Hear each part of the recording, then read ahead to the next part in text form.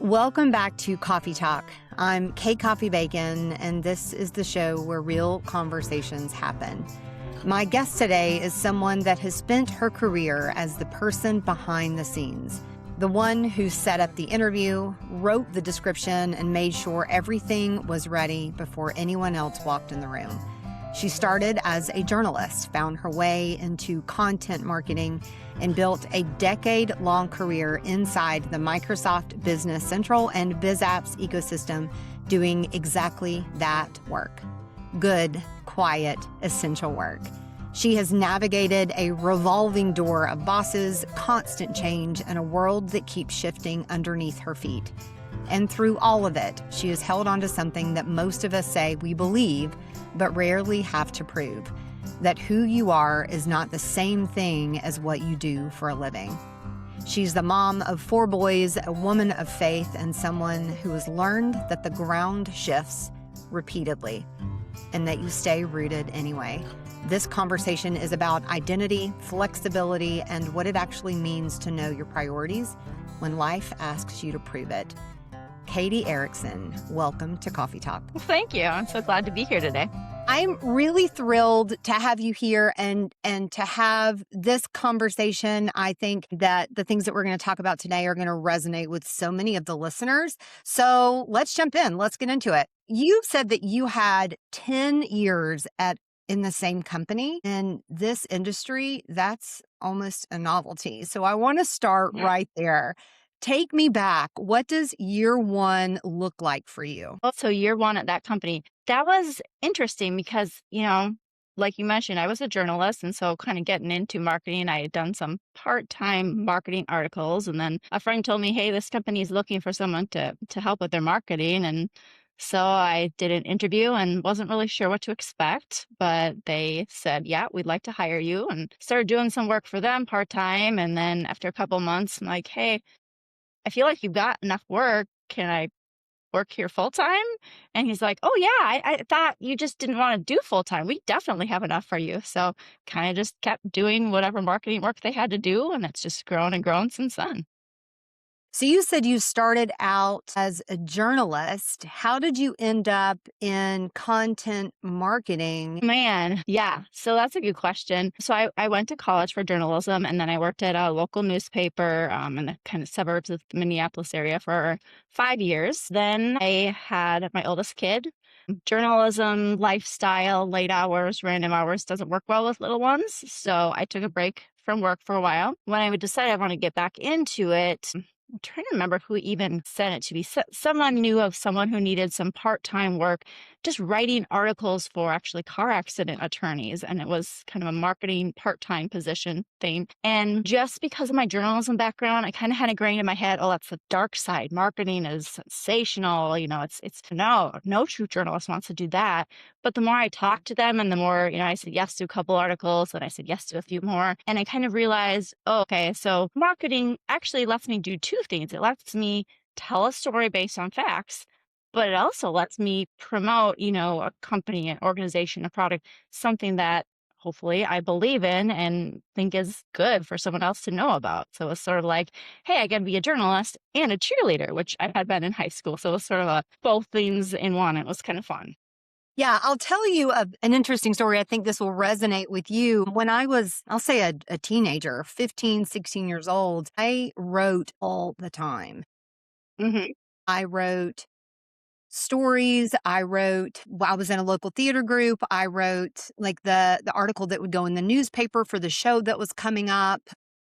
I did tons of writing. And so I thought that I wanted to be a journalist. And my parents knew friends that were in marketing and journalism, and they had, conversations with me, and they both hands down said, you're actually a marketer.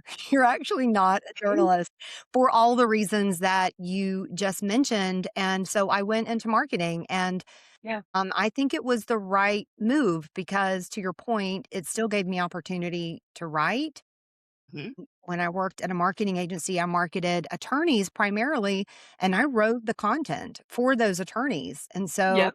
when you said that, I was like, man, we are There, sort of huh? birds of a feather. Yeah. So you mentioned having a new boss almost every year for a decade. What does that feel like from the inside in expectations and accountability? What does that look like? A little crazy for sure. Every boss who comes in is going to have their own agenda, their own idea of what Boyer should look like, what the company should be. I learned to work with a lot of different personalities for sure. You discover in probably the first month at least, you've got a good feel for, okay, this person, prefers email, or this one prefers Teams messages, or, they want to be more hands on, or they want to be more hands off. You kind of have to learn how to work with what they want, but also at the same time, a lot of the bosses I had, I felt a little like the redheaded stepchild, because it was like the operations guy is in charge of me. Okay, now it's a finance person in charge of me. Now it wasn't necessarily someone with a marketing background. It was someone who was in a leadership position at the business, and they had their own background, their own mindset coming into marketing then, and trying to do that as well. So I kind of had to be, to some extent, the marketing background person who says, okay, yes, that's a good idea, but coming at it from a marketing perspective, maybe we need to twist it this little bit to make sure that it's still telling the right message. That's, that core message from our company that we want to stay the same throughout all these different changes. Yeah. That's tough because I would imagine you had bosses that maybe didn't put the emphasis on marketing that it needs to be. I've seen so many memes and cartoons that are coming up of marketers Yes. trying to find our place. And so having a revolving door of different bosses and, as you said, personalities, that was quite a challenge that you had to rise up to. Was there ever a moment where you thought, okay, this might not work out? Yeah, that's actually an easy one. I want to say summer of 2019. So our president showed me this resume of this guy. He's like, this guy's going to come and he's going to get a new sales guy. I looked at the guy's resume. I'm like, "Oh, really? Because he's got 10 years of marketing experience and I've been here for 4. He's going to take my job. Oh my goodness." Sure enough, 2 days later, the president's like, he's actually really better at marketing. I wonder if maybe he can do our marketing and you want to be a sales assistant for me. And I'm thinking, yeah, no, I have little kids at home. I'm, like little, I'm still breastfeeding. There's no way I can come be in the office that many days and do that. Long story short, we ended up keeping both positions. And that's the guy who stayed for 3 years, had him as a boss for the longest. And I learned so much from him. He taught me a lot about, how to do marketing and how to think more strategically about marketing, as opposed to just going through the motions and doing all the little tasks that are in front of you day to day. Yeah, there's that. I call it working in the business and working on the business. Yes. And I do the early morning hours working on the business in that strategy because once the inbox starts dinging, then you are in it. And it doesn't. Yes. And So it's hard to get out then. well, I think it's kind of knowing when you can think best and most clearly, but you said it, that strategic thinking, that zooming out and being able to Mhm. see the big picture, that can be quite a challenge when all those tasks become bigger, sometimes bigger than we are. Yeah. Well, and even as a journalist, I always loved going in very early and writing early, early morning, because it was quiet and I could think better. I think it's just knowing your prime time for that Yep, for strategic sure. thing. Yeah. And knowing too when it's time to step away. Like, okay, Yeah. my brain is working now, time to go do something else. You said something in your bio that I really love. It sounds so simple, but I don't really think it is. You said, I'm more than my job. I want to pull on that thread a little bit because I think it's all balance, right? When did Yeah. you first have to remind yourself that you were more than your job? Ooh, that is a really good question. I feel like I've had to do that all my life. Even when I was younger, I'm more than, whatever my identity. I think, as a teen, I was a high school cheerleader and I was the oldest of 5 kids. And even that, you transition, right? Life is all about transitioning and moving into different areas and different parts of your life. And you kind of have to hold loosely to whatever your identity is at the time because it's very likely to change. Same was true when I was a journalist. So I did that for 5 years. But even during that time, I had in the back of my head, someday I'm going to want to have kids. And this type of work, at least for me, isn't going to work very well with that just because the hours are a little crazy. I know I need to hold loosely to this and not let it define me 100% because otherwise, when I go do something else, I'm not going to know how to make that transition.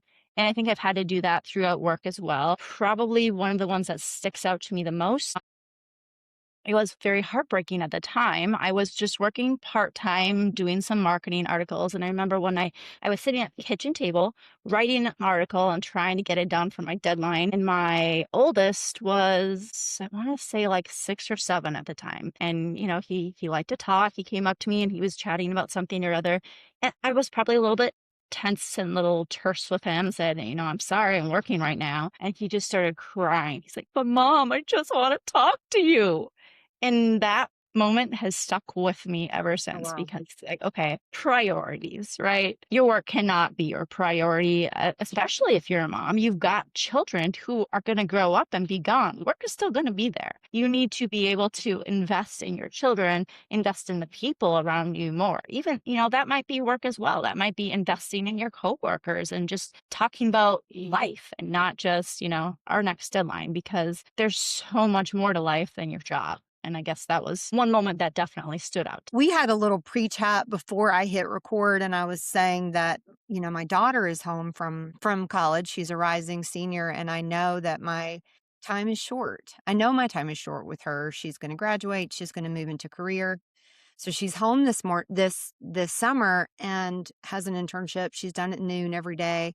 And there are some days about 2 o'clock she comes in and she's like, I'm going to the pool. And I say, well, I'm going with you because of Mhm. for that very reason. Because Yeah.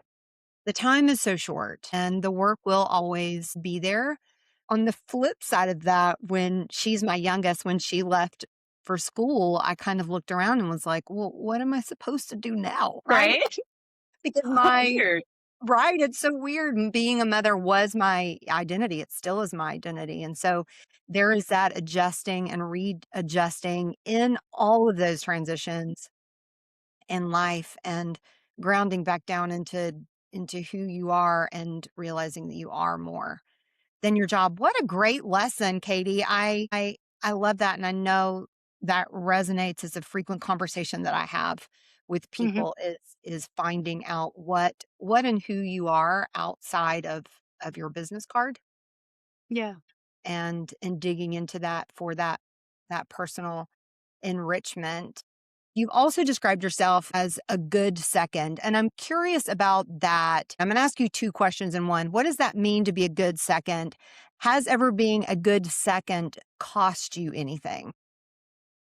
So I think what it means is I'm the one who does a lot of the behind the scenes work. When you're a journalist, you write an article, you have a byline, it's published, there you go, right? End of story, done. With marketing, it's a lot more nuanced. There's a lot of things that go on behind the scenes that need to get done before that final product even hits the website or the marketing collateral or whatever it is. And so I've discovered kind of slowly throughout my career that where I tend to excel is doing a lot of those behind the scenes pieces that quite honestly a leadership might not know is even getting done. So it might be, setting up the interview with the person that's going to eventually be that amazing customer story. It might be the description for the webinar because the person who's presenting is a little better at talking than writing, if that makes sense. It's kind of all those little behind the scenes things that people don't always see. As far as if that's cost me something, probably. If I'm being honest, there's probably been promotions or recognition, I guess, that maybe I didn't get because that was the work that was sort of behind the scenes. You don't necessarily know it's gone until you don't necessarily know the importance of it until it's gone, right? And honestly, I think that's a good thing. You don't want the person who's the second. You don't want those behind the scenes to shout, here I am, because, well, then they're not doing their job. They're supposed to help everything just flow better. And so that people can focus on whatever the star of the show might be. If that's, your finished demo or your finished great piece of marketing collateral that everyone's coming and visiting and seeing. One of the things that I really love about this conversation and a feeling that I'm getting from you is the the confidence that you know who you are and you know the role that you fill and you know the good work that you do. Some of your statements, again, going back to I'm more than my job and Yeah. I'm a good second. Like, you've also talked about your faith and how you describe yourself. You're very centered. And that, Katie, that is contagious. And I'm Good. certainly feeling that from you right now. You're very assured in who you are and where you're going. And that's refreshing. How does the faith factor into how you've navigated all of the changes that you've been through? Oh my goodness, it's everything. If I did not have my faith, I think I would be a very insecure person. I think most women do struggle with insecurity in some shape or form. I definitely did when I was younger, and I still do some, but every time I do, I remind myself, like you mentioned, I'm more than my job. I any other thing that might try to define me. I'm a child of God. I am his daughter. And really, that's what matters. It doesn't matter what job I have. It doesn't matter what house I live in or what car I drive or any of those things really pale when you consider the one whole thing that can actually keep me centered. Our family has been through a lot. My husband has had PTSD. We've had times where we've moved cross country several times actually, and just all sorts of different changes. We've got to have that one center. Otherwise, you're never going to be able to manage life if you just everything is everywhere all the time. The faith is the connective tissue that holds Mhm. it all together and keeps everything moving, and it's 100%. yeah, it's very important. So what does putting the most important things first look like for you on a Tuesday, on just a regular day? Well, thing is that on my work calendar, I had blocked off 3 through 5. So it doesn't mean I'm not going to do any work at all after 3 on the workday. But what it does mean is I'm going to try to steer away from meetings, mostly because that's about the time my kids come home. And I have 4 boys, 3 of them are teens. And if you don't catch them when they're ready to talk to you, you've lost your chance. I'm sure you know that as well. It's you got to get them when they're ready to chat because they might come home and all of a sudden they want to tell me about their day and I've got 5 minutes to listen and hear about their day and see what challenges they had or what exciting things happened to them. And if I'm on a work call and I want to try to go talk to them at 5:30 or 6, no, by then they're off in video land world, right? So that's one thing that I've done that has actually been very helpful for me to make sure that I'm prioritizing the people around me. That's a great tip for someone that may be just entering into parenthood. I had a conversation with somebody not too long ago, and she asked me, what's one piece of advice you would have for me? I'm about to have my first baby, and that's a good one. I mentioned my kids are big, but if they are home and they come into my office, I do everything I can to step away from the computer and just Yeah. sit down with them and make eye contact and have a conversation. That conversation might be 10 minutes, but chances are if I go to them later echoing what you said, the moment has passed and who knows what they wanted to tell me in that 10 minutes. And I kick myself every time if I Hmm. don't put it down. That eye contact is huge. It's one of those tiny little things you don't think about. But if I'm trying to sit here and write, well, also, no, they get that. They're like, okay, mom's not making me priority. I'm going to quit talking. You have to actually stop, turn away from your chair, look at them, and focus on them. I want to go back a minute ago because you said something about some of the transitions that you've been in your personal life, going through some job changes, some health scares. Is there one chapter that was harder than the others? Well, I think there were couple that were more difficult for me. So I grew up in Minnesota and my whole family is there. And I want to say 2010, I think my husband and I decided that we were going to move to Washington State. At the time, he was going to be a missionary pilot. So we moved cross country with, at the time, a 3-year-old and a 1-year-old. So first time I had ever lived away from my family, and we didn't really have a whole lot of money because, like I said, we were trying to do sort of a little bit of a missionary training type of thing. So that was very difficult because I didn't have all my, support system that was at home. And I also didn't know where the next paycheck was coming from. So Mm. talk about stress when you've got two little ones and you're trying to determine, can I buy diapers this week, or am I buying laundry soap, or am I buying, cheese sticks? It was extremely stressful. But at the same time, it taught us very clearly to rely on God, because we would randomly get a check in the mail from somebody who just happened to know what we were doing. And, it'd be just enough to go get those few essentials that we'd been holding off on. Or my husband would get a few extra days' work at the US Air Force Base there, something like that would just kind of pop up right when we needed it, never earlier. I like stability. So it just unnerved me to no end that it was not, okay, I know what's coming. I know it's coming. It was always kind of, oh, well, now you need it. Today's the day you were going to be over, but now it's just in the nick of time. So that was a huge one. And then there was a time a couple years later where our whole family was in the hospital for one point or another. I had given birth to my third child. My husband was in the hospital with a gallbladder that went septic. Our kindergartner had pneumonia. He was in the hospital for a couple weeks. Our 3-year-old freak accident broke his femur bone. He was in a spica cast for 6 weeks. It was all in the same year.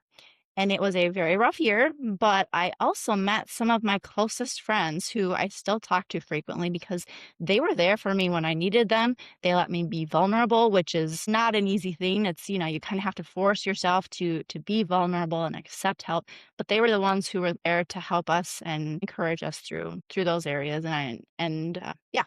So I think those are a couple. Yeah. Yeah, those are big life changes. Those are big life pivots.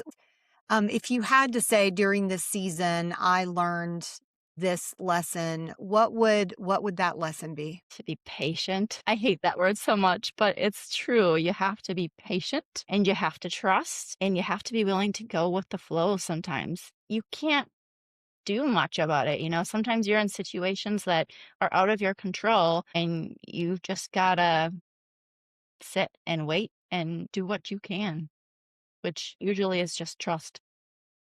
Then, I mean, just the pattern of life, you can go from those pivots and those difficult times to, mountaintop experiences, and there's lessons in those too. What would the lesson be from the top as well? I think don't take it for granted.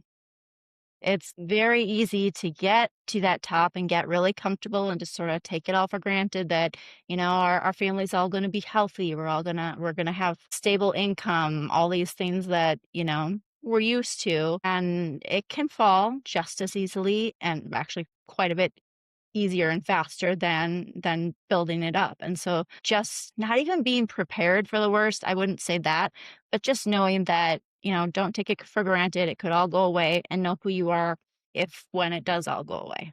Yeah.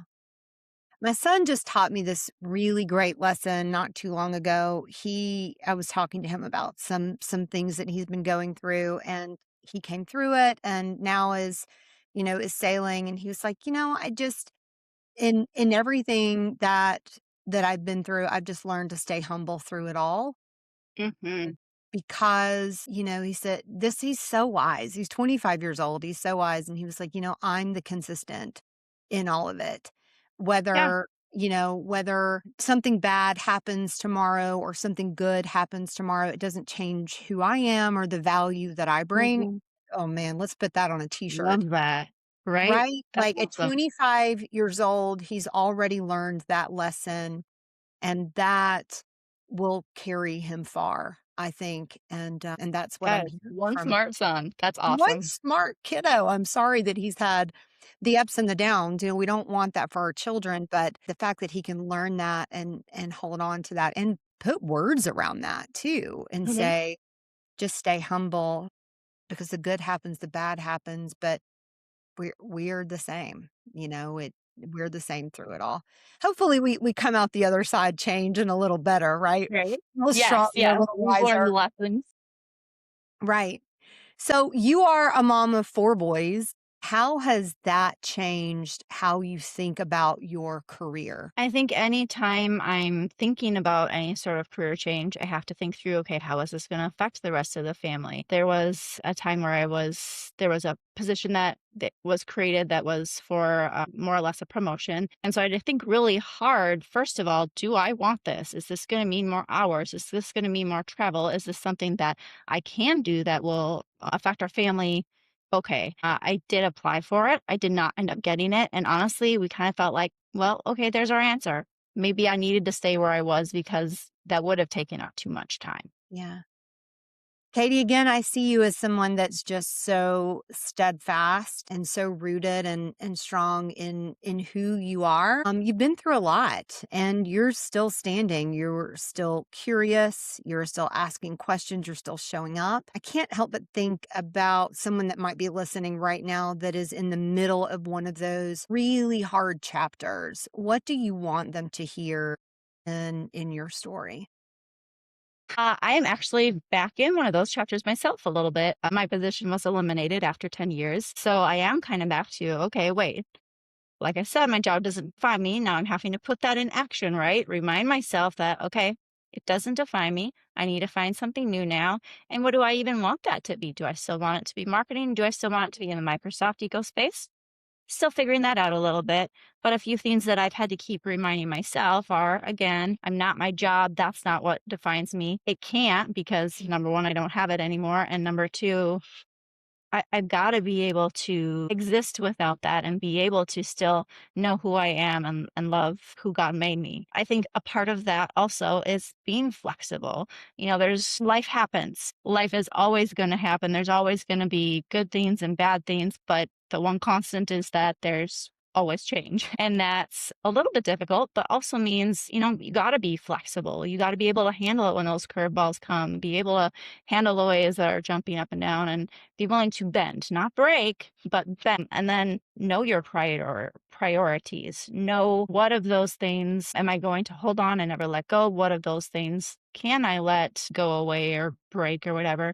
And what is going to be most important? For me, that's my faith and my family. And those are the two things. Any new job I get, that's going to have to be what I focus on. Is this going to be compatible with my faith? Is this going to be compatible with our family and our lifestyle and being able to still be there for my boys as they're teens and starting to take that next step toward I need less of you, but I still need you when I need you.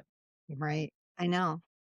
Okay, so what kind of role are you looking for right now? What do you envision yourself stepping into next? I think I still want to do marketing. And I think the part of it I like the most is content. You mentioned writing earlier. I love writing. I love writing so much. And I love being able to tell people stories. For me, that was always the most fun part was I've got a customer who's happy and willing to tell me their story. I want to shout it from the rooftops and tell why our company is so amazing and why this customer chose us and why they love working with us. And I want to be able to do more of that, whether it's for another Microsoft company, whether it's for, I don't know, maybe I'll end up doing my own thing and work for a few different companies, doing a little writing here and there. Maybe even for my husband, he started an apparel business earlier this year, and so we're starting to talk through a little bit how that might look if I were to do more marketing for that, and just even telling the stories of the people whose shirts he's made has been really fun. This silly little thing, but he's been able to put shirts together for our little neighbor girl who has a disability, kind of an awareness campaign shirt. And so I was able to then tell her story a little bit, and that was super fun and exciting. So Huh. Now I'm curious. Tell me more about that and what he's doing. So he got it's called a DTF printer, and he got a commercial grade printer in right around Christmas time. And he's been doing shirts for a few different organizations, nonprofits, causes in the Springfield, Missouri area. Oh, actually, I think am I wearing the shirt? I am. Look, it's Dallas I love Supply it. Company. There you go. That's his Yeah. company. But yeah, it's one of those things where it started out as a hobby and then he started doing could actually become a business and he's really enjoying it. He's done some shirts for a few churches around. He's done some shirts for VBS. It's basically a church's 1 week big kids ministry thing. And he's just been able to have a lot of fun with helping bring someone's vision to life, create a design for them that they love. And then, we can give that to them and then they can go tell their story with that. And it's a fun way to be a part of their unique story because I think every person, every organization has their own story to tell. It could be as simple as, we deliver on time, or it could be as poignant as for our little neighbor girl. It's believing in Blakely, believing that she can overcome the adversities with this disability that she has. It's really fun to be able to be a part of each of those little stories. Yeah. Well, it sounds like you're drafting up a marketing campaign right now. I can already hear it. I can already hear the threads of it. So exciting. I know that is so exciting. And, I love entrepreneurism. So I love that journey of having an idea and putting a plan around it and executing, and then seeing the customer stories come in, seeing that little girl's face light up when you've met a need of hers, and then retelling that stories. I think you're a perfect person to do that. I'm holding on to a couple of things from our conversation today. What's really sitting with me is that your job is not your identity. Mhm. Knowing the difference between something that you do for a living, from your 9 to 5 or 10 to 7 or whatever those hours look like versus your personal fulfillment. And those things might not always be the same thing. And then also flexibility. Flexibility is a skill. It's not necessarily a personality type. It's definitely something that we learn through the hard stuff that happens. For me, it's one of those things where I've learned a lot from my husband. He's a lot more flexible and spontaneous than I am. I like a schedule. I like to know things. I'm a planner. The uncertainty or unknown is not my cup of tea. And so I've definitely had to learn how to kind of let go, take a Yeah. breath, and kind of go with the flow a little more than I might actually want to. Yeah.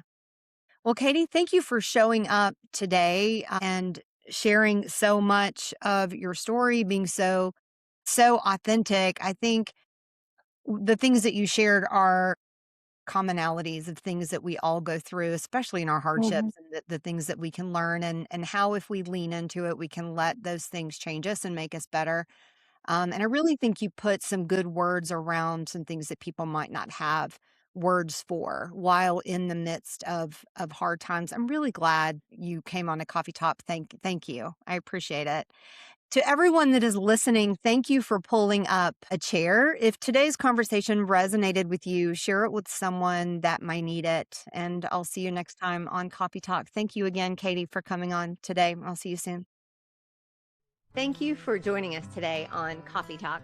A special thanks to my guests for sharing their story, and to you, the listener, for being a part of this conversation. If you enjoyed today's episode, be sure to subscribe so you never miss a Monday morning chat. Until next time, I'm Kate Coffey Bacon, and this has been Coffee Talk.